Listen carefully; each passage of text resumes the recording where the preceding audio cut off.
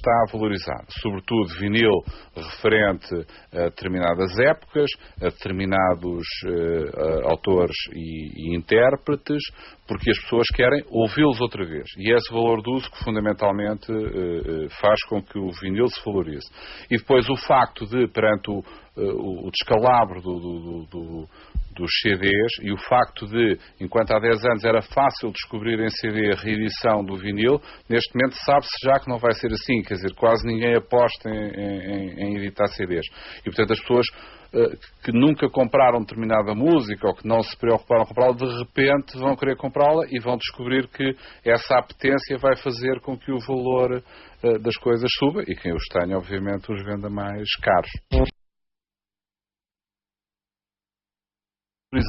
Como parece evidente, são os dos Van Gogh, se me é permitida a expressão, dos anos 60. São os grupos e os artistas a que ninguém na altura ligou, que ninguém reconheceu, que ninguém quis, que os discos depois foram reciclados, etc. E os poucos que ficaram, quando 10, 15, 20 anos depois se disse não, mas estava ali um homem que é um gênio, estava ali um grupo que era completamente precursor e que na altura não foi compreendido.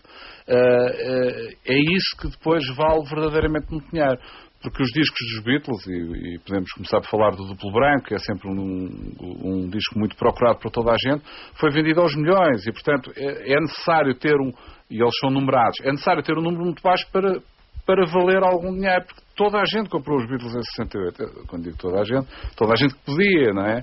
O Sgt. Pepper's, talvez o álbum mais célebre da história, é um álbum que tem pouco valor comercial na maioria das suas edições. Porquê? Porque saía aos milhões, toda a gente o comprou e toda a gente o acarinhou e manteve até hoje. Agora o grupo do indivíduo, um Billy Nichols, por exemplo, um homem que está a ser reeditado agora, um homem meio psicadélico, uma vida torturada, cujos discos agora aparecem em CD e são muito procurados.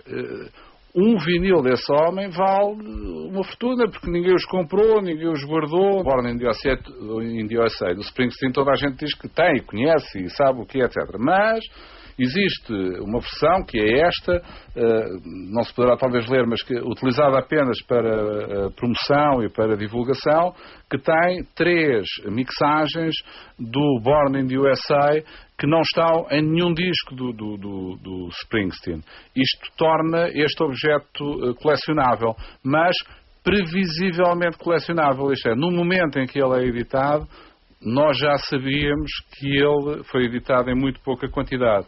Mesma coisa, outro do Springsteen, que nem capa tem, e que diz expressamente que tem uma música que só está neste single. Portanto, não virá no tal álbum que isto anuncia. Portanto, isto são objetos previsivelmente, na minha opinião, colecionáveis. O Abbey Road dos Beatles, toda a gente conhece, até pelo sítio de Londres que é, pela capa, pela indumentária deles, que tem uma história fantástica. Isto seria um enterro, o Paul teria morrido. Este disco foi editado, e eu vou tirá-lo para se ver, por exemplo, como o que se chama um picture disc. Portanto, não tem capa. É no próprio disco que está impresso toda a informação, a fotografia, e depois do outro lado também a contracapa, as músicas, etc. E este disco toca, normalmente, portanto, põe-se ali e põe-se a tocar. Agora, isto é evidente que é um objeto que foi feito em pequenas quantidades e foi já feito como objeto de coleção. E o Let It Be, com uma enorme polémica, porque os Beatles estavam já todos zangados, foi escolhido um produtor que era o Phil Spector, com o qual o McCartney não queria que fosse, etc, etc. E depois fizeram um objeto de luxo, quer dizer, uma capa exterior, sai depois um livro cheio de fotografias e sobre o filme, com os diálogos, etc. E depois, obviamente, o próprio disco, com uma capa que é mais ou menos conhecida, julgo eu. Portanto, e este é um disco verdadeiramente original.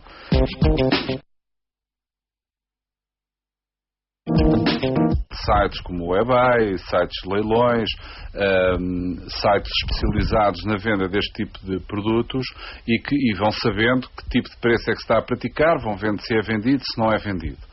esta é a forma mais correta, um pouco como, sei lá, as ações e tudo isso. É ver todos os dias na bolsa, e o eBay e as lojas são a bolsa diária da venda destas coisas. No entanto, existem alguma bibliografia, alguns livros que ajudam a descobrir isso.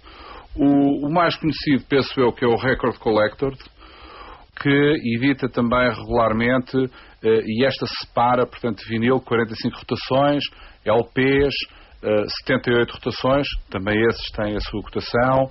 A própria Penguin, portanto, uma editora muito conhecida, que penso eu, tem também um Price Guide for Record and CD Collectors. Aqui estamos já a falar também de CDs. Os CDs, perante o decréscimo da sua edição, julgava-se que um CD nunca teria valor comercial porque seria sempre possível reeditá-lo e, portanto, viria sempre uma nova edição.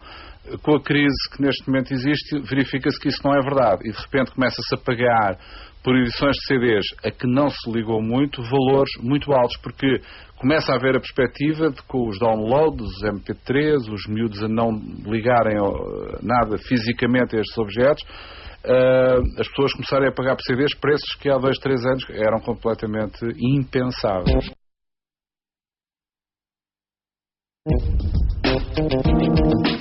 Os colecionadores procuram essencialmente realidades dos anos 60 e 70. No site PopPsych pode ver as capas feitas em Portugal e os valores, porque algumas já foram vendidas. Só para ter uma ideia, o disco duplo branco dos Beatles, com a numeração 0006, foi vendido em leilão por $21 mil. Mais curiosidades, o Double Fantasy de John Lennon e Yoko Ono. Este disco de vinil de 1980 está avaliado em $525 mil e foi autografado por John Lennon, a um fã que 5 horas depois o assassinava à porta de casa. O LP chegou a ser usado como prova em tribunal. O disco dos Quarrymen, intitulado That'll Be Today, que mais tarde viriam a ser os Beatles, foi gravado em 1958. Do mesmo grupo, o famoso Yesterday and Today, de 1966, está avaliado em $38,5 mil. O álbum é recordado pela polémica em torno da capa. Os cantores estão vestidos como talhantes e, ao colo, têm bonecos decapitados.